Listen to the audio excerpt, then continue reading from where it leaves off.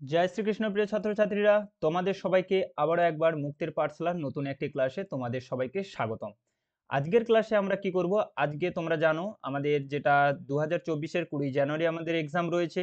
তো সেই এক্সামের জন্য আমাদের সাজেশন পেপার চলছে। তো আজকে আমাদের সেই সাজেশন পেপারের ম্যাথের অর্থাৎ অঙ্কের 20টা প্রশ্ন, যেগুলো আমাদের নবোদয়ের জন্য গুরুত্বপূর্ণ, আসার চান্স রয়েছে, সম্ভাবনা রয়েছে, সেই ধরনের আমরা 20টা প্রশ্ন আমরা দেখে নেব। তো চলো, প্রথম প্রশ্ন, আজকের সাজেশন পেপারের প্রথম প্রশ্ন আমাদের কি বলেছে দেখো।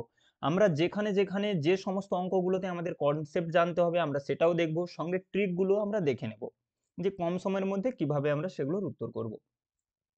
প্রথম প্রশ্ন কি বলেছে দেখো, 10% বার্ষিক সরল সুদের হারে কিছু টাকা কত বছরে দ্বিগুণ হবে? অর্থাৎ কি, আমি কিছু পরিমাণ টাকা একটা রাখবো কোথাও, ঠিক আছে, সেখানে সুদের হার কত থাকবে? 10% সুদের হার থাকবে। কত বছরের জন্য রাখলে সেই টাকাটা কি হয়ে যাবে? দ্বিগুণ হয়ে যাবে। অর্থাৎ আমি যদি 100 টাকা রাখি, সেটা কত টাকা হয়ে যাবে? 200 টাকা হয়ে যাবে। আমি যদি 200 টাকা রাখি, সেটা হয়ে যাবে 400 টাকা। আমি যদি 500 টাকা রাখি, সেটা হয়ে যাবে তার দ্বিগুণ 1000 টাকা। তাহলে জানতে চেয়েছে কত বছরের জন্য এই টাকাটাকে রাখতে হবে। ঠিক আছে, পরে আমি এটাকে সুন্দর করে কনসেপ্ট ট্রিক বলবো কম সময়ের মধ্যে কিভাবে। প্রথমে কনসেপ্ট আমরা দেখে নিই, চলো। তাহলে প্রথমে ধরে নাও যে আসল, ধরে নাও তোমাদের ইচ্ছে খুশি মতো তোমরা ধরে নেবে, এর জন্য কোনো ধরা বাঁধা নেই যে এত টাকাই ধরতে হবে। তোমরা 100 ধরতে পারো, 100, 200, 500, যে কোনো কিছু ধরতে পারো। আমি ধরে নিলাম যে আমি কোথাও একটা 100 টাকা রেখেছি। কত টাকা রেখেছি? 100 টাকা রেখেছি। আচ্ছা, কত সুদের হার কত বলেছে? সুদের হার, যেটাকে আমরা আর দ্বারা চিহ্নিতকরণ করে থাকি, সেই সুদের হার আমাদের বলেছে 10%। আচ্ছা, সুদ আসল কি বলেছে? সুদ আসল কাকে বলে? আমরা যে পরিমাণ টাকাটা রেখেছি এবং সুদ আমরা যত টাকা পেয়েছি, সেই আসল আর সুদের যোগফলকে আমাদের সুদ আসল বলে। অর্থাৎ আমরা অবশেষে শেষে আমরা যত টাকা পাই সেটাকেই আমাদের সুদ আসল বলা হয়। তাহলে 100 টাকা রাখলে আমি কত পাবো? তার দ্বিগুণ টাকা পাবো। কত টাকা পাবো? 200 টাকা পাবো। তাহলে সুদ আসল আমাদের কত হয়ে যাবে? 200 টাকা আমাদের সুদ আসল হয়ে যাবে। ঠিক আছে, তাহলে সুদটা আমাদের কত হয়ে যাবে দেখো, যেটাকে আমরা আই দ্বারা লিখে থাকি সুদ। সুদ আমাদের কত হয়ে যাবে? দেখো, আমি রেখেছিলাম 100 টাকা, পাচ্ছি কত টাকা? 200 টাকা। আমরা যত টাকা অতিরিক্ত পাই সেটাকেই আমাদের বলা হয় সুদ। যত টাকা অতিরিক্ত পাই বা আমাদেরকে যত টাকা অতিরিক্ত দিতে হয় সেটাকেই আমাদের কি বলে? সুদ বলে। তাহলে রেখেছিলাম 100 টাকা, পাচ্ছি 200 টাকা।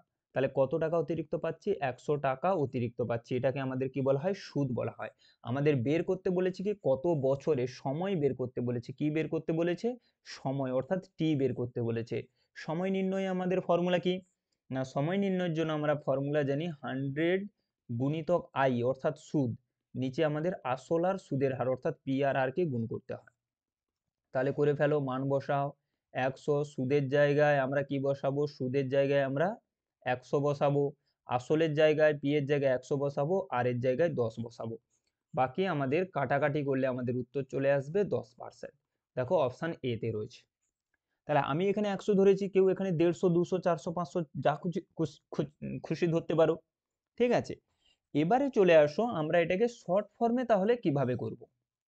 তার জন্য আমাদের একটা ফর্মুলা মনে রাখতে হবে। যখনই এই ধরনের অঙ্ক থাকবে, যে আমাদের সুদের হার দেয়া থাকবে, আমাদের সময়টা বের করতে বলবে, এবং বলা থাকবে যে সেই টাকাটা দ্বিগুণ হবে, 5 গুণ হবে, 7 গুণ হবে, এরকম কিছু গুণ বলা থাকবে যে কত গুণ হবে। তাহলে আমাদের সুদের হার দেয়া থাকলে সময় কি করে বের করতে হয়, তার জন্য এই ছোট্ট করে ট্রিকটা মনে রাখবে। টি ইকুয়াল টু 100 গুণিতক এক্স মাইনাস 1 বাই আর। ঠিক একই অঙ্ক পড়ে যেখানে আমাদের সময় জানতে চায়, সুদের হারটা বের করতে বলে, তখন সূত্রটা জাস্ট একই থাকবে।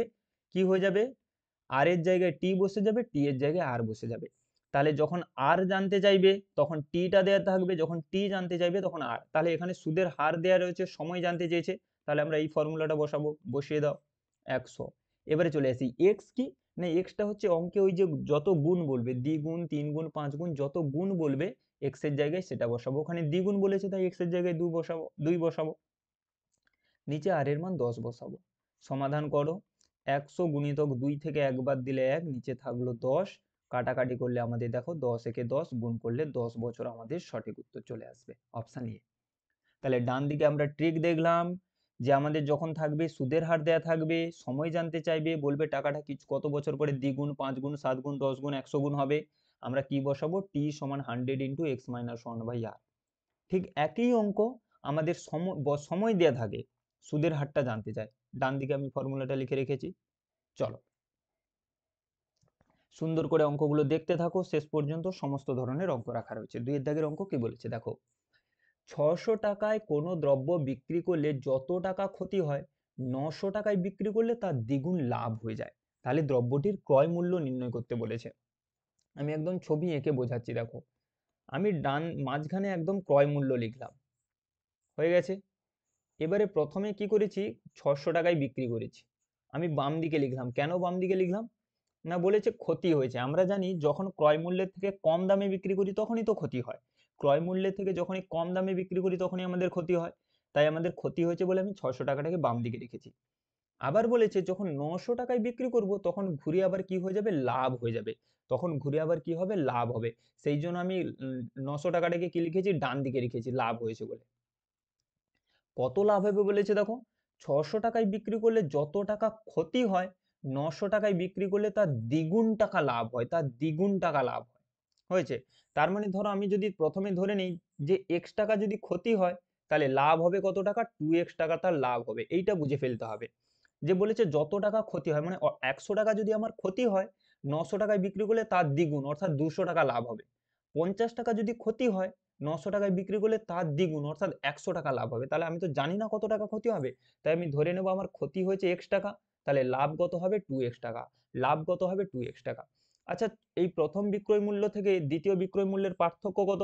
প্রথম বিক্রয় মূল্য থেকে দ্বিতীয় বিক্রয় মূল্য যেতে হলে আমাকে কত টাকা যেতে হবে গো, 600 টাকা থেকে আমাকে যেতে হবে 900 টাকা পর্যন্ত। তাহলে আরো কত টাকা আমাকে যেতে হবে, 900 থেকে 600 বাদ দাও, তাহলে আমাদের যেতে হবে কত টাকা, 300 টাকা। বা আমরা বলতে পারি দুটো বিক্রয় মূল্যের মধ্যে পার্থক্য কত টাকার, 300 টাকা। এক্স দিয়ে বলো এই দুটো অর্থের মধ্যে পার্থক্য কত, না প্রথমে ক্রয় মূল্য থেকে এই দিকে রয়েছে এক্স টাকা ক্ষতি আর এখানে রয়েছে 2x টাকা লাভ। তাহলে মোট কত টাকা হচ্ছে গো, মোট কত টাকা হচ্ছে, প্রথমে এক্স টাকা ক্ষতি পরে হচ্ছে 2x টাকা লাভ। তাহলে কত হচ্ছে দেখো, প্রথমে তাহলে আমি যদি এখান থেকে যেতে চাই, এইখানে তো আমি বিক্রয় করেছিলাম, তাহলে আমি যদি শেষের বিক্রয় মূল্য পর্যন্ত যেতে চাই প্রথমে, তাহলে আমাকে তো এক্স টাকা ক্ষতি প্রথমে পূরণ করতে হবে, সেখান থেকে আবার 2x টাকা লাভ পর্যন্ত যেতে হবে। তাহলে মোট কত টাকা যেতে হবে গো, প্রথমে এক্স ঘর যাব বা এক্স টাকা যাব, তারপরে আবার 2x টাকা যাব, তাহলে মোট আমাকে কত টাকা যেতে হবে, 3x টাকা যেতে হবে। তাহলে এখান থেকে দেখো 600 টাকা থেকে 900 টাকা যাওয়ার জন্য আমি কত টাকা গিয়েছি, 300 টাকা গিয়েছি। যখন এক্স দিয়ে বলছি আমাকে তাহলে মোট কত যেতে হচ্ছে, 3x যেতে হচ্ছে। তাহলে এই দুটোকে আমরা কি বলে দেবো, সমান বলে দেবো। 3x সমান আমি কত বলে দেবো, 300 টাকা। 3x সমান আমি কি বলে দেবো, 300 টাকা। হয়েছে। এগুলো আরো অন্যরকম ভাবে বোঝাচ্ছি, দেখো আরো সহজে বোঝা যাবে। তাহলে x সমান আমাদের কত হয়ে যাবে, 300 থেকে 3 দিয়ে ভাগ করলে আমাদের কত হয়ে যাবে, 100 টাকা আমাদের কি হয়ে যাবে, x এর মান পেয়ে গেলাম। আমাদের জানতে চেয়েছে দ্রব্যটির ক্রয় মূল্য জানতে চেয়েছে, দ্রব্যটির কি জানতে চেয়েছে, ক্রয় মূল্য জানতে চেয়েছে। এবারে সর্বদা আমরা জানি ক্রয় মূল্য কি করে আসে বলো, ক্রয় মূল্য কি কি করে আসে বলো, দুটো কাজ করতে পারি আমরা। বিক্রয় মূল্য থেকে আমরা বিক্রয় মূল্য সঙ্গে ক্ষতি যোগ করলে, যখন ক্ষতি হবে আমরা জানি বিক্রয় মূল্যের সঙ্গে ক্ষতি যোগ করলে ক্রয় মূল্য আসে। আচ্ছা, যখন ক্ষতি হয়েছিল তখন বিক্রয় মূল্য কত ছিল বলতো, 600 টাকা। ক্ষতি হয়েছে কত টাকা, 100 টাকা। কি করে পেলাম, এই যে ক্ষতি আমরা তো এক্স ধরেছিলাম, সেই এক্স এর মান কত এসছে গো, এক্স এর মান 100 এসছে। তাহলে আমাদের বসিয়ে দাও, 700 টাকা আমাদের চলে আসবে। বা কেউ যদি আরো অন্যরকম ভাবে করতে পারো, ক্রয় মূল্য সমান কত হয়ে যাবে গো, আমরা জানি যখন লাভ হবে তখন আমরা জানি বিক্রয় মূল্য থেকে লাভকে বাদ দিলে ক্রয় মূল্য আসে। যখন লাভ হয়েছে তখন বিক্রয় মূল্য কত ছিল গো, 900 টাকা। আচ্ছা, লাভ হয়েছে কত টাকা, আমরা লাভ ধরেছিলাম 2x, তাহলে x এর মান যদি 100 আসে তাহলে 2x এর মান কত হয়ে যাবে গো, 200। 900 থেকে 200 বাদ দিয়ে দাও, 700 টাকা। যেটাই করবে উত্তর একই আসবে। অপশন ডি আমাদের সঠিক উত্তর হয়ে যাবে 700 টাকা। অঙ্কের টাইপ বোঝা গেছে। তাহলে জাস্ট কিভাবে করব, যখন এই ধরনের অঙ্ক থাকবে যে একটা টাকায় বিক্রি করলে যত টাকা ক্ষতি হবে আর একটা টাকায় বিক্রি করলে তার দ্বিগুণ, 3 গুণ, 4 গুণ টাকা লাভ হবে, তখন কি করবে, এই যে প্রথমে ক্ষতির পরিমাণ আর পরে যে লাভের পরিমাণ যেটা বলবে সেটাকে যোগ করে ফেলবে।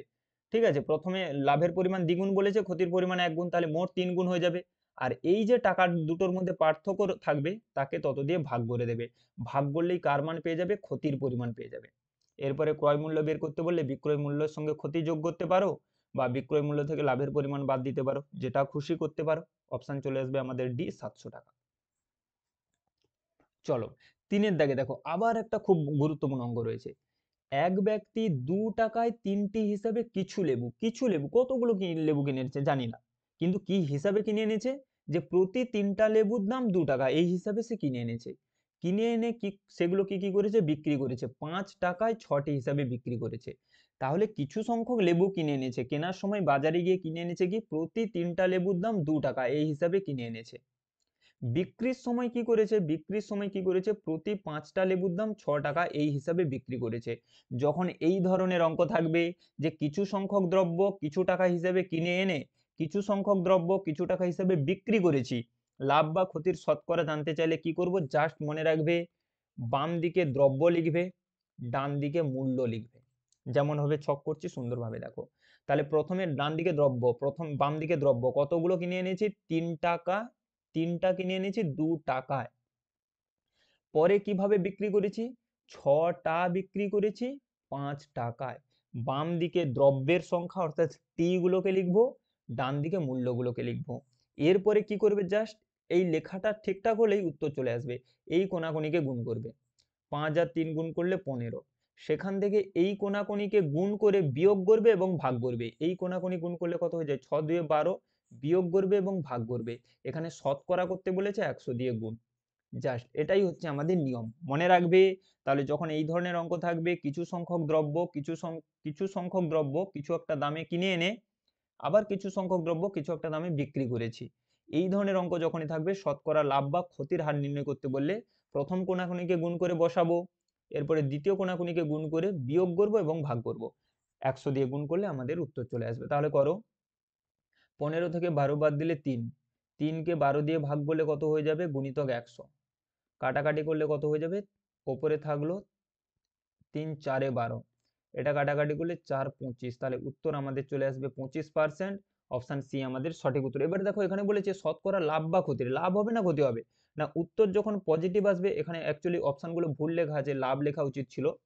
তো সর্বদা কি হবে, লাভ হবে, সর্বদা নয়, উত্তর যখন প্লাস আসবে আমাদের লাভ হবে, উত্তর যখন মাইনাস আসবে আমাদের ক্ষতি হবে। এটা হয়তো অনেকের বোঝা গেল না, তাহলে যদি কনসেপ্ট দিয়ে তোমাদেরকে বোঝাই, এটা তো ছোট্ট ট্রিকের সাহায্যে চলে গেল, এবারে তোমাদেরকে যদি কনসেপ্ট দিয়ে বোঝাই, তাহলে কিনে এনেছে কতগুলো, 3টা কিনে এনেছে 2 টাকা দিয়ে, 2 টাকা মানে আমি সেটাকে 200 পয়সা লিখতে পারি, হয়েছে। তাহলে একটার দাম কত, 3টার দাম যদি 200 পয়সা হয় একটার দাম কত হবে গো, 200কে 3 দিয়ে ভাগ করে দেবো। যাই হোক কাটাকাটি যাবে না, রেখে দাও।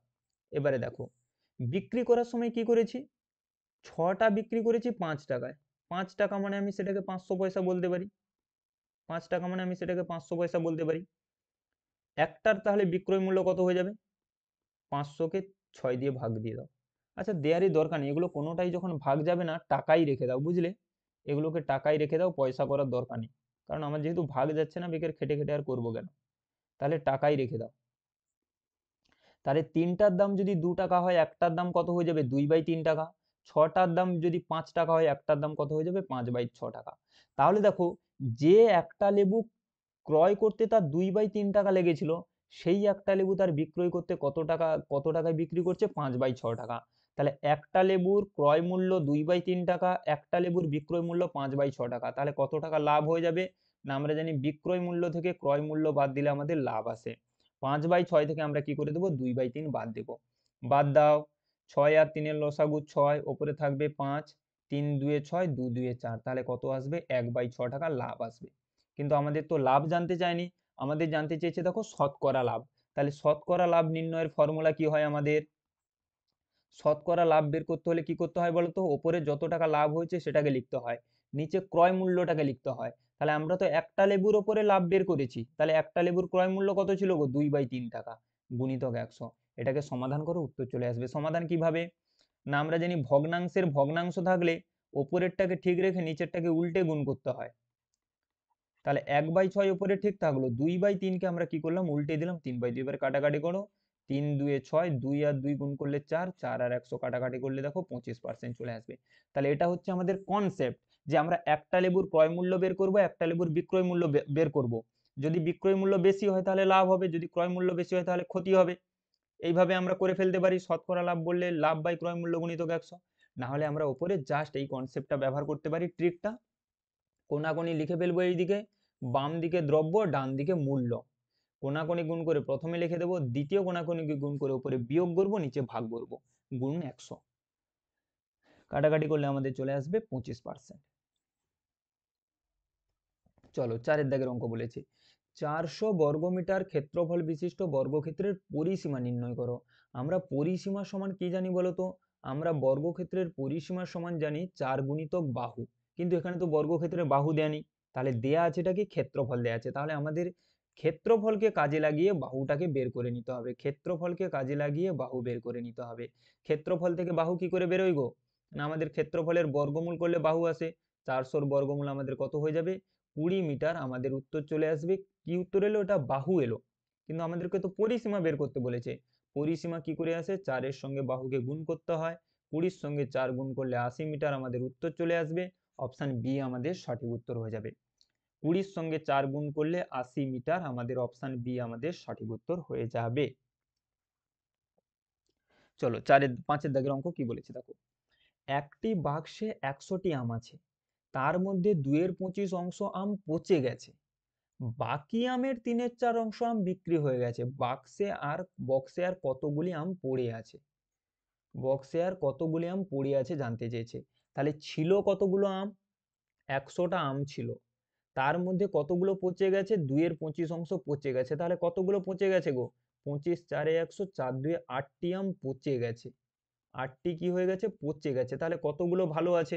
100 থেকে 8 বাদ দিলে আমরা পেয়ে যাব 92টি ভালো আছে। এগুলো কি আছে? ভালো আছে। এবারে বলেছে বাকি আম, বাকি আম বলতে কি? যতগুলো ভালো আছে, যতগুলো ভালো আছে তার 3/4 অংশ আম কি হয়ে গেছে? বিক্রি হয়ে গেছে। তাহলে কতগুলো বিক্রি হয়েছে? কতগুলো বিক্রি হয়েছে? মোট 92টা ভালো আছে, যতগুলো ভালো আছে তার 3/4 অংশ। তাহলে 3/4 বের করো। 4 এটা গুণ করলে 4 2 8 12, 4 3 12, 23 আর 3 গুণ করলে 69টি কি হয়ে গেছে? বিক্রি হয়ে গেছে। তাহলে ছিল 92টা ভালো আম, তার মধ্যে 69টা বিক্রি হয়ে গেল। তাহলে কতগুলো এখনো পড়ে আছে গো? 12 থেকে 9 বাদ দিলে 3, এখানে 8 থেকে 6 বাদ দিলে 2, 23টি। অপশন বি আমাদের সঠিক উত্তর হয়ে যাবে। তাহলে ছিল 100টা, প্রথমে বের করব 2/25 অর্থাৎ 8টা পচে গেছে, বাদ দিয়ে দেবো, পেয়ে যাব 92টি। এরপরে বিক্রি হয়েছে কতগুলো? না 92, 3/4 বের করব, চলে আসবে 69টি। তাহলে বিক্রি হয়ে গেছে মানে বাদ দিয়ে দেবো, পেয়ে যাব আমরা 23টি এখনো পড়ে আছে। ঠিক আছে, চলো 6 দেখে কি বলেছে দেখো, দুটি বিজোড় সংখ্যার যোগফল হয়, মৌলিক সংখ্যা হবে, সর্বদাই বিজোড় হবে, সর্বদাই জোড় হবে, বা কোনোটি না। আমরা এক্সাম্পল নিয়ে দেখে নিই। দুটি বিজোড় সংখ্যা অর্থাৎ 3 আর 5 নাও, দেখো যোগ করলে 8 আসে। তুমি 7 আর 9 নাও, দেখো যোগ করলে 16 আসে। তুমি 31 আর 19 নাও, দেখো যোগ করলে 50 আসে। তাহলে তুমি যতগুলো দুটো বিজোড় সংখ্যা নাও না কেন, সর্বদাই দুটো বিজোড় সংখ্যা যোগ করলে যোগফল দেখো সর্বদা জোড় সংখ্যা আসছে। অপশন সি আমাদের সঠিক উত্তর হয়ে যাবে। দুটি বিজোড় সংখ্যার যোগফল সর্বদা কি আসবে? জোড় সংখ্যা আসবে, অপশন সি। 7 দাগ, 0 2 5 7 এবং 8 অঙ্কগুলি দ্বারা গঠিত 5 অঙ্কের বৃহত্তম ক্ষুদ্রতম সংখ্যার পার্থক্য। আমরা জানি কিছু অঙ্ক দ্বারা যদি আমাদের সংখ্যা গঠন করতে বলে, বৃহত্তম সংখ্যা হলে কি করতে হয়? বড় থেকে ছোট অঙ্কগুলো সাজালেই আমাদের বড় চলে আসবে। তাহলে 8 7 5 2 0 এটা হচ্ছে বৃহত্তম। ক্ষুদ্রতম আমাদের কত আসবে? না ছোট থেকে বড় অঙ্কগুলোকে সাজালেই ক্ষুদ্রতম আসে, কিন্তু শূন্য থাকলে সেটাকে দ্বিতীয় স্থানে লিখতে হয়। হয়ে গেছে, ব্যাস। তাহলে আমাদের চলে আসবে 20,578। পার্থক্য বলেছে, বিয়োগ করে দাও। 10 থেকে 8 গেলে 2, এখানে থাকলো 11 থেকে 7 গেলে 4, এখানে থাকলো আমাদের 14, 14 থেকে 5 গেলে 9, এখানে থাকলো 6, এখানে থাকলো 6। 66,942 দেখো অপশন এ তে আছে। 66,942 অপশন এ তে রয়েছে। ঠিক আছে, যেমন আমাদের পরীক্ষাগুলোতে আসে সেই রকম প্রত্যেকটা অধ্যায় থেকে অঙ্কগুলো রাখা রয়েছে। 8 দাগের প্রশ্নে দেখো, 47,000 নয় 4,76,542 সংখ্যায় 4-এর স্থানীয় মানের যোগফল। 4-এর স্থানীয় মানের যোগফল বলতে কি? 4 7 6 5 4 2। একটু খেয়াল করলে দেখতে পাবে দুটো 4 রয়েছে। তাহলে দুটো 4 রয়েছে মানে দুটো স্থানীয় মান পাবো। আমাদের এই যে স্থানীয় মানগুলো পাবো তাদের যোগফল করতে বলেছে। তাহলে প্রথমে এই 4-এর স্থানীয় মান আমাদের কত হয়ে যাবে গো? আমরা স্থানীয় মান কি জানি? সেই অঙ্কটিকে লিখে তার ডান দিকে যতগুলো অঙ্ক রয়েছে ততগুলো শূন্য করে দিতে হয়। তাহলে 4-এর পরে আমাদের 1 2 3 4 5টা শূন্য হয়ে যাবে।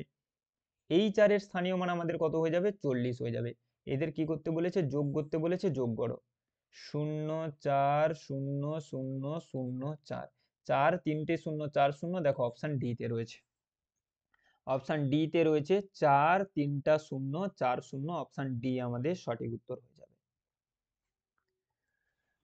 চলো 9 দাগে দেখো, 12 এর প্রথম 5টি গুণিতকের যোগফল। গতকালের ক্লাসে আমরা গড় শিখেছিলাম যে কিছু একটা সংখ্যার গুণিতকের গড় বললে কি করব, আজকে সেই একই রকম রয়েছে, যোগফলটা বের করতে হবে। তোমাদেরকে তোমরা এমনিই বের করতে পারো। 12-র 5টা গুণিতক কি কি? 12 একে 12, 12 দিয়ে 24, 12 3 36, 12 4 48, 12 5 60, এইগুলোকে যোগ করতে পারো। আমি কি শিখিয়েছি? এই রকম করে যোগ করবে না। কি করবে? যার গুণিতক বলবে সেই সংখ্যাটাকে লিখে ফেলবে। 12 গুণিতক বলেছে 12 লিখে ফেলবে। যতগুলো গুণিতক বলবে না তত সংখ্যাকে যোগ করো। 5টা গুণিতক বলেছে, তাহলে 1 থেকে 5 পর্যন্ত যোগ করো। এবার বলো, এইগুলো তোমার যোগ করতে বেশি সময় লাগবে না 1 2 3 4 5 যোগ করতে বেশি সময় লাগবে? দেখো মুখে মুখে, 2 1 3 3 3 6 6 4 10 10 5 15, 12-র সঙ্গে 15 গুণ করে দেবো, আমরা তো নামটা জানি তো। 15 2 30 0, হাতে 1, 15 কে 15, 3 18, 180, অপশন বি সঠিক উত্তর। তোমরা এইদিকেও যোগ করো, দেখো 4 আর 2 6, 6 6 12, 12 8 20 0, হাতে থাকছে 2, 2 1 3, 3 2 5, 5 3 8, 8 4 12, 12 6 18, 180 চলে এলো। ঠিক আছে, তোমরা এইরকম গুণিতক বের করে যোগ করতে পারো, নাহলে এইরকম ডান দিকের মতো করে দেবে। ঠিক আছে, ডান দিকের মতোই করবে। 5টার গায়ে 10টা 12টা গুণিতক বলতে পারে, তখন ডান দিকের মতো করবে, দেখবে সহজে আসবে। হয়েছে? চলো 10-এর দাগের অঙ্ক কি বলা রয়েছে দেখো। বলেছে 9587 থেকে এ একটা সংখ্যা, আমি জানি না কত সংখ্যাটা, ওই এর মান বের করব। বের করলে সেটা কার সঙ্গে সমান হবে? 9429 থেকে 4358 বাদ দিলে যা হবে তার সঙ্গে সমান হবে।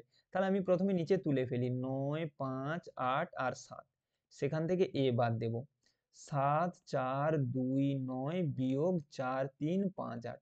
আচ্ছা, প্রথমে ডান দিকেরটা বিয়োগ করে দেখি কত আসে। বাম দিকে যা ছিল ওদেরকে রেখে দিই, ডান দিকেরটা বিয়োগ করো। 9 থেকে 8 বাদ দিলে 1, 12 থেকে 5 বাদ দিলে 7, এখানে থাকলো 13, 3 থেকে 3 বাদ দিলে 0, এখানে থাকলো আমাদের কত? 7, 7 থেকে 4 বাদ দিলে 3। তাহলে ডান দিকেরটা বিয়োগ করলে আমাদের কত এসছে? 3071 এসছে।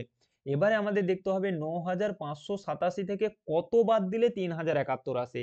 9587 থেকে কত বাদ দিলে 3071 আসে আমাদেরকে যদি জানতে চায়, 10 থেকে কত বাদ দিলে 7 পাবে, আমরা খুব সহজেই বলে দেবো 10 থেকে 3 বাদ দিলে 7 আসে। আমাদেরকে যদি জানতে চায় 12 থেকে কত বাদ দিলে 10 পাবো, আমরা খুব সহজেই বলে দেবো 12 থেকে 2 বাদ দিলে 10 পাবো। কিন্তু আমাদেরকে যদি জানতে চায় 14586 থেকে কত বাদ দিলে 10388 পাবো, আমরা কিন্তু খুব সহজে মুখে বলতে পারবো না। পারবো কি? পারবো না। তাহলে দেখো উত্তরগুলো কি করে আসে দেখো। 10 থেকে কত বাদ দিলে 7 আসে? আমরা মুখে মুখে বলে দিলাম 3, 3টা কি করে আসে দেখো, ওই 10 থেকে 7 বাদ দিয়ে দাও, তাহলেই দেখো 3 পেয়ে যাবো। 12 থেকে কত বাদ দিলে 10 আসে? আমরা মুখে বলে দিলাম 2, সেই 2টা কি করে আসে দেখো, 12 থেকে 10 বাদ দিলেই আমাদের উত্তর চলে আসবে 2। তাহলে কি করব না, 9587 থেকে কত বাদ দিলে 3071 আসে? না, আমরা 9581 থেকে 3071 কে বাদ দেব। তাহলে বাদ দাও। আমার যোগ কোথাও ভুল হয়ে গেছে নাকি গো? 9 থেকে 8 বাদ দিলে, আচ্ছা এখানে 9587 আছে, তাহলে ঠিক আছে। 7 থেকে 1 বাদ দিলে আমাদের হয় 6, 8 থেকে 7 বাদ দিলে 1, এখানে থাকলো 5, এখানে 9 থেকে 6516 রয়েছে কি? হ্যাঁ রয়েছে। তাহলে আমার কোথাও যদি যোগ বিয়োগ যদি কোথাও কিছু ভুল না হয়ে থাকে, তাহলে অপশান সি 6516 আমাদের সঠিক উত্তর হয়ে যাবে। ঠিক আছে, সুন্দর করে মনে রাখবে। তাহলে 9587 থেকে 3071 বাদ দিয়ে দিলেই আমরা কার মান পেয়ে যাব? এর মান পেয়ে যাব। চলো 11 দাগের অঙ্ক কি বলেছে দেখো। নিম্নলিখিত গুলির মধ্যে কোন সংখ্যাটি 4 5 6 এবং 7 দ্বারা বিভাজ্য? যখন 4 দ্বারাও ভাগ যাবে, 5 দ্বারাও ভাগ যাবে, 6 দ্বারাও ভাগ যাবে, 7 দ্বারাও ভাগ যাবে, এইরকম যখন অসংখ্য 2টো 3টে 4টে 5টা সংখ্যা দ্বারা বিভাজ্য সংখ্যা বের করতে বলবে, কি করবে? জাস্ট ওই সংখ্যাগুলোর লসাগু করে দেবে। জাস্ট ওই সংখ্যাগুলোর কি করে দেবে? লসাগু করে দেবে। তাহলে করো, 2 2 4 5, 2 3 6 7, তাহলে লসাগু আর তো যাবে না, তাহলে লসাগু আমাদের কত আসবে দেখো, 2 2 5 3 7 গুণ করব, করো। 2 আর 2 গুণ করলে 4, 4 আর 5 গুণ করলে 20, 20 3 60, 60 আর 7 গুণ করলে 420। আরেকবার দেখে নিই, 2 2 4, 4 5 20, 20 3 60, 7 6 42, 420। দেখো অপশন বি তে রয়েছে, সঠিক উত্তর হয়ে যাবে। যখন দুটো, তিনটে, চারটে, পাঁচটা, ছটা, সাতটা এরকম সংখ্যা দ্বারা বিভাজ্য সংখ্যা বের করতে বলবে, ওই সংখ্যাগুলো লসাগু করে দিলে আমরা উত্তর পেয়ে যাব 400, 420 আমাদের সঠিক উত্তর হয়ে যাবে। হয়েছে। ক্লাসগুলো যদি প্রত্যেকের বোঝা যায়, কারুর যদি কোথাও কিছু জিজ্ঞাসা থাকে, প্রত্যেকে কমেন্টে তোমরা তোমাদের জিজ্ঞাসাগুলো কমেন্টে জানাবে, ঠিক আছে। 12 দাগে দেখো, আমাদের একটা পার্সেন্ট, এই চিহ্নটার অর্থ আমরা জানি শতকরা চিহ্ন, ইংরেজিতে পার্সেন্ট বলে থাকি। 190%, সেটাকে কিসে করতে হবে? দেখো উত্তরগুলো আমাদের দশমিকে রয়েছে, তাহলে পার্সেন্টকে দশমিকে করতে হবে। স্যার বারবার করে বলেছে, যখন শতকরাকে কোনো সংখ্যাতে আনতে হবে, সে দশমিক সংখ্যা হোক বা ভগ্নাংশ সংখ্যা হোক, 100 দিয়ে গুণ করতে হয়। আর যখন কোনো সংখ্যাকে শতকরাতে আনতে বলবে তখন, সরি ভুল বলা হয়ে গেল, 100 দিয়ে ভাগ করতে হয়, ঠিক আছে। আর যখন কোনো সংখ্যাকে শতকরাতে করতে হয় তখন কি করতে হয়? 100 দিয়ে গুণ করতে হয়। কোনো সংখ্যাকে শতকরা করতে হলে 100 দিয়ে গুণ করব, শতকরাকে সংখ্যাতে পরিণত করতে হলে 100 দিয়ে ভাগ করব। তাহলে এখানে কত বলেছে দেখো, 190%, তাহলে এটা শতকরা হয়েই আছে। তাহলে একে যদি আমি সংখ্যাতে আনতে চাই, এই যে বলেছে দেখো, শতকরাকে সংখ্যা করতে হলে কি করতে হয়? 100 দিয়ে ভাগ করতে হয়। তাহলে ভাগ দাও, ওপরের একটা শূন্য নিচের একটা শূন্য কেটে গেল, তাহলে উত্তর আমাদের চলে এলো 19/10। তাহলে এখানে দেখো উত্তরগুলো তো ভগ্নাংশ নেই, দশমিকে রয়েছে, তাহলে এটাকে দশমিকে করে ফেলবো। 19/10 অর্থাৎ কত হয়ে যাবে? 1.9। তোমরা দশমিকে কি জানো, যে নিচে একের পরে যতগুলো শূন্য থাকে, লবের ডান দিক থেকে তত ঘর আগে দশমিক বসিয়ে দিতে হয়, 1.9 আমাদের সঠিক উত্তর হয়ে যাবে। ওকে, চলে আসবো আমরা পরবর্তী প্রশ্নে। 13 দাগে একটা সরল রয়েছে, 1+2 এইরকম করে একটা সরল রয়েছে, চলো করা যাক। 1+2 দ্বিতীয় বন্ধনী, 1+2 1+1/3 প্রথম বন্ধনী শেষ, দ্বিতীয় বন্ধনী শেষ। চলো, তাহলে আমরা জানি ভি বদমাস নিয়ম অনুযায়ী প্রথমে আমাদের কি গো, প্রথম বন্ধনীর কাজ হয়। তাহলে যেখানে যে আছে থাকুক, এটা যোগ করলে আমাদের কত হয়ে যাবে বলো তো? 3 একে 3 এক, 4/3, প্রথম বন্ধনীর কাজ শেষ। এরপরে আমরা দেখো দ্বিতীয় বন্ধনীর কাজ, এবারে দ্বিতীয় বন্ধনীর মধ্যে দুটো কাজ রয়েছে, যোগ রয়েছে এবং ভাগ রয়েছে। তাহলে ভাগ, প্রথমে আমাদের ভাগের কাজ হবে। ভাগ আমরা কি জানি গো, ভগ্নাংশের ভাগ জানি, আমাদের প্রথমটাকে ঠিক রেখে ভাগের জায়গায় গুণ চিহ্ন দিয়ে পরেরটাকে উল্টে দিতে হয়, এটাই তো আমরা শিখেছি। ব্যাস, তাহলে আবার যেখানে যা আছে রাখলাম, 1+, এবারে এটাকে সমাধান করো, গুণ করো, কাটাকাটি করলে দেখো 2 2 4, তাহলে কত আসবে বলো তো? উপরে থাকলো 3, নিচে থাকলো 2, 3/2। 1+2 এবারে এটাকে যোগ করো দ্বিতীয় বন্ধনীর মধ্যে, তাহলে 2 একে 2 আর 3 যোগ করলে 5/2। এবারে দ্বিতীয় বন্ধনীর কাজ শেষ হয়ে গেল। এবারে চলে আসো, 1+, এবারে এইটাকে আমরা কি করব? ভাগ করব। ভাগ আবার একই রকম ভাবে ভাগের জায়গায় গুণ চিহ্ন দিয়ে পরেরটাকে উল্টে দিতে হয়। এবারে দেখো গুণ করব, তাহলে গুণে তো কিছু তো কাটাকাটি যাবে না, তাহলে গুণ করে দাও 2 দিয়ে, যখন কাটাকুটি যাবে না, লবের সঙ্গে লবের গুণ, হরের সঙ্গে হরের গুণ করে দিতে হয়। এবারে এটাকে আবার যোগ করো, 5 একে 5 4, 9/5, এটাকে মিশ্র ভগ্নাংশে করলে 1/4/5 আমাদের সঠিক উত্তর হয়ে যাবে, অপশন এ। ঠিক আছে, আমি প্রত্যেকটা ভিডিওতে তোমাদের যে কথাগুলো বলি, যে আমার ক্যালকুলেশন যদি কোথাও ভুল হয়ে যায়, কোথাও 2 কে 3 লেখা হয়ে গেছে, যোগ করতে গিয়ে বা গুণ করতে গিয়ে কোথাও যদি ভুল হয়ে গেছে, সেটা হয়তো আমি হুট করে বুঝতে পারবো না, ঠিক আছে, এক এক করে তো ক্লাসগুলো করে চলছি, একটার পরে একটা অঙ্ক চলে যাচ্ছে। তো তোমাদের যদি কোথাও সেটা বুঝতে পারো যে স্যারের এই ক্যালকুলেশনটা ভুল হয়েছে, তোমরা সেটাকে সঠিক করে নেবে। তোমাদের পদ্ধতিটা খেয়াল রাখতে হবে, যে এই অঙ্কটা থাকলে এটাকে এইভাবে করব। স্যারের যদি কোথাও ক্যালকুলেশন ভুল হয়ে যায়, সেটাকে আমরা কারেকশন করে নেব নিজেরা, ঠিক আছে। আমরা পদ্ধতিটা শিখে নেব যে এই অঙ্ক থাকলে এইভাবে হবে। তাহলে আমাদের এই অঙ্কের সঠিক উত্তর হয়ে যাবে 1/4/5। চলো, 14 দাগের অঙ্ক আমাদের কি রয়েছে দেখো। দেখো আমি কোনো অঙ্কের মাঝখানে কোনো রকম ভাবে গ্যাপ বা সময় কিচ্ছু নষ্ট করতে চাই না, কারণ একটা ক্লাস আমাদের অনেক সময় হয়ে যায়, ঠিক আছে। অত সময় ধরে আমাদের বেকার তার মাঝখানে কথা বলে সময় নষ্ট করার প্রয়োজন নেই। তাই আমি একটার পরে একটা অঙ্ক চলে যাব, মাঝখানে কোনো বিশ্রাম রাখবো না, হয়েছে। চলো, দেখো এটা আমাদের কি হয়ে যাবে দেখো, 666.66, তারপরে কত হয়ে যাবে 66.66। দশমিক বিন্দুটা বসানো খেয়াল রাখতে হবে যে একদম দশমিকের সোজা দশমিক থাকবে, যেমন সংখ্যা রয়েছে তেমন বসাবো, দশমিকের সোজা দশমিক থাকবে, দশমিক কোনো নড়াচড়া করবে না, একদম সোজা বসবে। 0.66। এবারে যোগ করো, তাহলে এটা যোগ করলে 6 6 12, 12 6 আমাদের কত হয়ে যায় বলো তো, 6 6 12, 12 চারটা 6 রয়েছে মানে 24, হাতে থাকলো 2, আবার 6 4 24 আর 2 26, হাতে থাকলো 2, 6 3 18, 2 20, 0 হাতে থাকলো 2, 6 2 12, 2 14, 4 হাতে 1, 740.64 নেই তো এখানে, তাহলে আমার কি কোথাও ভুল হয়ে গেল দেখি তো। 666.66, 66.66, 6.66, 0.66, 6 4 24 4, এর ডান দিকেরটা তো ঠিক আছে, মিলে গেছে। ডান দিকেরটা দেখি 6 3 18, 6 6 12, 12 6 18, 18 দিয়ে তো 20 0, তো এখানে তো অপশান তো আসছে না কোনোটা। আমার কোথাও কি লেখা ভুল হয়ে গেল, আরেকবার না, অপশানগুলো ভুল লিখেছি, আরেকবার চেক করে নিই তো। 6 6 6.66, ঠিক আছে, তারপরে 66.66 ঠিকই আছে, 6.66 ঠিকই আছে, 0.66, হ্যাঁ বসানো ঠিকই আছে। 6 4 24, না ডান দিকেরটা তো ঠিকই আছে, তাহলে 6 6 6 12, 12 6 18, 18 6 24 আর 2 26, 6 হাতে 2, 6 2 8, 8 6 14, 14 6 20, 0। হ্যাঁ এখানে যোগ ঠিকই আছে, এখানে অপশানগুলো ভুল লেখা আছে কোনো কারণে। ঠিক আছে, তাহলে আমাদের সঠিক উত্তর চলে আসবে 740.64। দেখো তাহলে একটাকে, যে কোনো একটাকে কারেকশন করে নাও, টাইপ করতে গিয়ে কোনো কারণে মিস্টেক হয়ে গেছে, তো এটাকে একটু কারেকশন করে নাও, 740.64 অপশন এটাকে সঠিক উত্তর নিয়ে নাও, কারেকশন করে নাও উত্তরটাকে। চলো 15 দাগে চলে আসো। বিকেল 4:05 লেখা হয়, যখন আমাদের বিকেল 4টা বাজে তখন আমাদের কোনটা উত্তর হবে? দেখো, প্রথম কথা বিকেল 4টা বেজেছে মানে তো ঘন্টার ঘরে 4 থাকবে, তাহলে এখানে দেখো অপশন এ তে তো এম রয়েছে, ওটা তো হবে না কারণ বিকেল মানে তো আমরা জানি পিএম। আচ্ছা, তারপরেরটা ঘন্টাতে 5টা রয়েছে মানে ওটা তো হবে না কারণ এখানে বলেছে 4টা বেজে, তাহলে ঘন্টার ঘরে তো 4 থাকবে।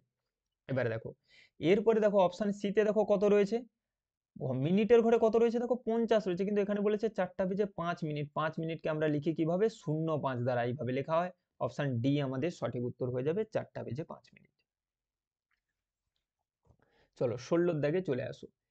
23.7/8 সমতুল্য দশমিক, 23.7/8 সমতুল্য দশমিক, অর্থাৎ এই ভগ্নাংশটাকে যদি আমরা দশমিকে পরিণত করি তাহলে কি আসবে, ভালো করে খেয়াল রাখবে যে পূর্ণ সংখ্যায় যেটা থাকবে না সেটাকে কিচ্ছু করার দরকার নেই, সেটাকে রেখে দাও, সেটাকে লিখে দশমিক দিয়ে দাও, শুধু এই ভগ্নাংশ পার্টটাকে দশমিকে করো, শুধু এই ভগ্নাংশ পার্টটাকে দশমিকে করো, আর কিচ্ছু করার দরকার নেই। তাহলে যাবে না, দশমিক দিয়ে শূন্য নিলাম, 8 8 64, 6 নামলো, দশমিক আছে মানে তো শূন্য পেয়েই যাব, 8 7 56, 4 নামলো 60, 8 40, 8 5 40, তাহলে কত এলো দেখো 0.875, এখানে জাস্ট বসিয়ে দাও। তাহলে পূর্ণ সংখ্যায় যেটা ছিল 23.875, দেখো অপশন ডি তে রয়েছে।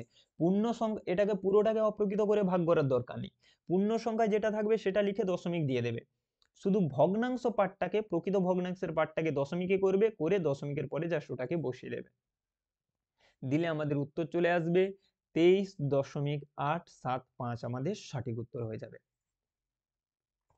চলো 17 দাগের অঙ্ক বলেছে, দেখো গোপাল 3 কিমি/ঘন্টা গতিবেগে গেলে স্কুলে পৌঁছতে 5 মিনিট দেরি হয়, যদি সে 4 কিমি/ঘন্টা গতিবেগে যায় তবে সে 5 মিনিট আগে স্কুলে পৌঁছায় গোপালের বাড়ি। আচ্ছা, তাহলে অঙ্কের টাইপটা বলি, যে তুমি, গোপাল কি হয়ে যাচ্ছে, বাড়ি থেকে স্কুল পর্যন্ত যাবে, এটা হচ্ছে তার বাড়ি, এখান থেকে সে স্কুলে যাবে, তার স্কুলে পৌঁছানোর তো একটা নির্দিষ্ট সময় আছে। এবারে সে আজকে ধরো গিয়েছে, একটা সাইকেল চালিয়েছে 3 কিমি/ঘন্টা গতিবেগে, ঠিক আছে, গিয়ে দেখলো যে তার স্কুলে যে সময় পৌঁছানোর কথা তার থেকে সে 5 মিনিট দেরিতে পৌঁছেছে, তাহলে সে পরের দিন কি ভাবলো, যে আগের দিন আমি তো এই গতিতে সাইকেল চালিয়েছিলাম, দেরিতে পৌঁছেছিলাম, তাহলে আজ একটু জোরে সাইকেল চালাতে হবে। পরের দিন সে কি করছে, 4 কিমি/ঘন্টা গতিবেগে সাইকেল চালাচ্ছে, তাহলে স্পিড বাড়িয়েছে সাইকেলে। সে দেখলো যে যে সময়ে স্কুলে পৌঁছানোর কথা তার থেকে আবার 5 মিনিট আগে স্কুলে পৌঁছে গেছে, তাহলে আগের দিন একটু স্লোতে গিয়েছিল বলে দেরি হয়েছিল, আজকে আবার কি হয়ে গেছে, একটু স্পিড বাড়িয়েছি বলে আবার সময়ের থেকে আগে পৌঁছে গেছি। যখনই এই ধরনের অঙ্ক থাকবে, একটা গতিবেগে গেলে দেরি হবে আর একটা গতিবেগে গেলে আগে পৌঁছে যাবে। আমাদের সর্বদা গন্তব্যস্থলের দূরত্ব জানতে চাইলে আমরা একটা ফর্মুলা মনে রাখবো, অঙ্কের জন্য এটা ফর্মুলাই মনে রাখবে। কি না, দুটো গতিবেগকে গুণ করবে। একটাকে লিখছি গতিবেগ 1 আর একটাকে লিখছি গতিবেগ 2। যেহেতু আমাদের দুটো গতিবেগ রয়েছে, সেই গতিবেগ দুটোকে গুণ করবে। তার সঙ্গে কি করবে, সময় দুটোকে যোগ করবে। যে দুটো সময়, একটা সময় আগে আর একটা সময় পরে, সেই দুটোকে যোগ করবে। নিচে কি করবে, গতিবেগগুলোকে বিয়োগ করবে। বড় গতিবেগটা থেকে ছোট গতিবেগটাকে বিয়োগ করবে।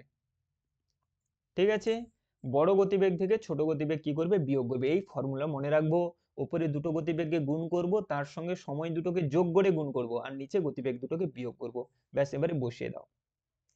দুটো গতিবেগ কি কি বলা রয়েছে, একটা গতিবেগ বলা রয়েছে 3 কিমি পার ঘন্টা আর একটা গতিবেগ বলা রয়েছে 4 কিমি পার ঘন্টা।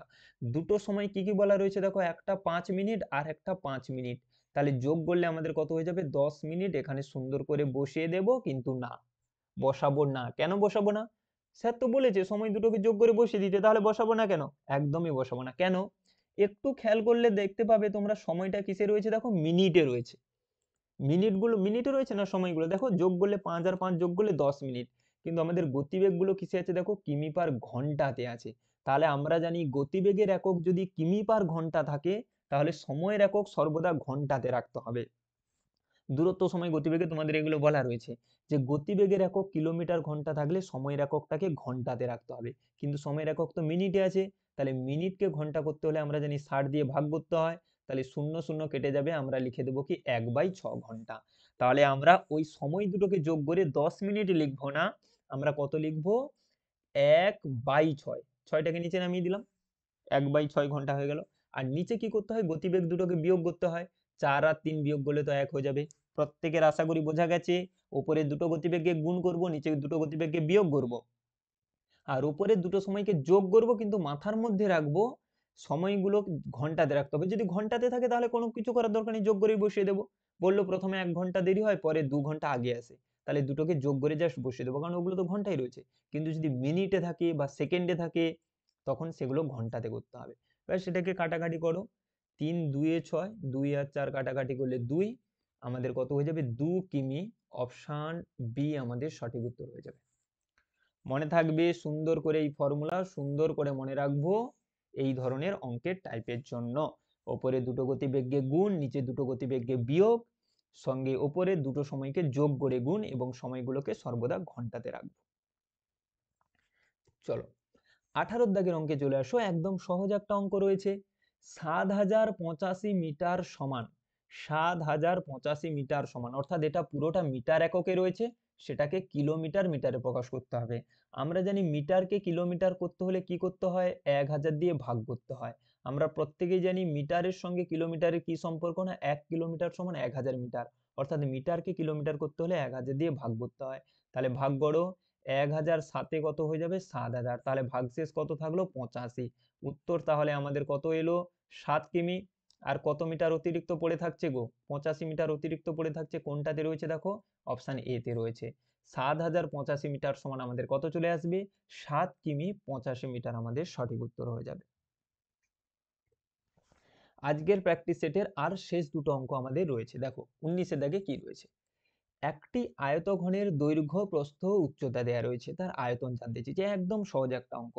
যখনই আমাদের আয়তঘন কি জানি, না আমরা জানি যে ঘনবস্তুর 6টি তল থাকে এবং প্রতিটা তলের দৈর্ঘ্য, অর্থাৎ দৈর্ঘ্য, প্রস্থ, উচ্চতা আলাদা হয়, তাদেরকে আমরা আয়তঘন বলে থাকি।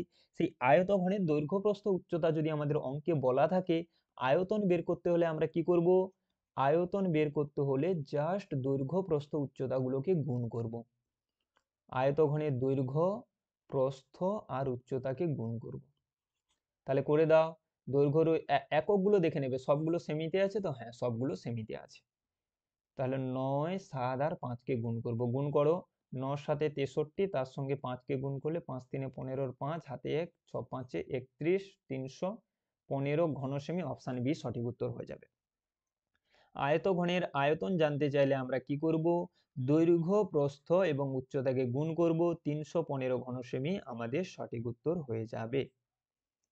ঠিক আছে, চলো আজকের তাহলে প্র্যাকটিস সেটের আমাদের শেষ প্রশ্ন আমাদের কি বলা রয়েছে, দেখো একটা সমানুপাতের অঙ্ক দেয়া রয়েছে। সমানুপাত আমরা কি জানি, দেখো এই যে সমানুপাত, এই রকম চিহ্নটাকে আমরা সমানুপাত চিহ্ন বলি।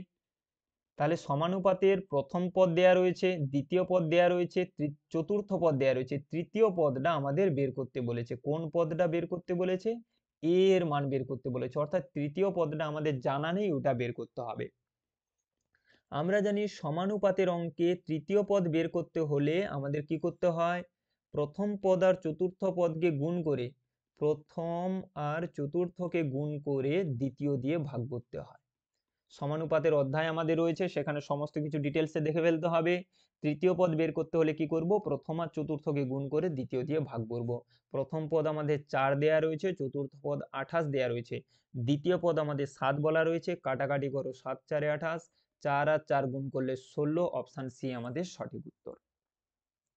ঠিক আছে, তাহলে এইভাবে আমাদের সাজেশন পেপারগুলো পরীক্ষার দিন পর্যন্ত আসতে থাকবে, সেইগুলো দেখতে হবে খুব সুন্দর করে। মেন্টাল অ্যাবিলিটির প্রশ্নও আসবে, বাংলার 4টা সেট আসবে আমাদের, ঠিক আছে।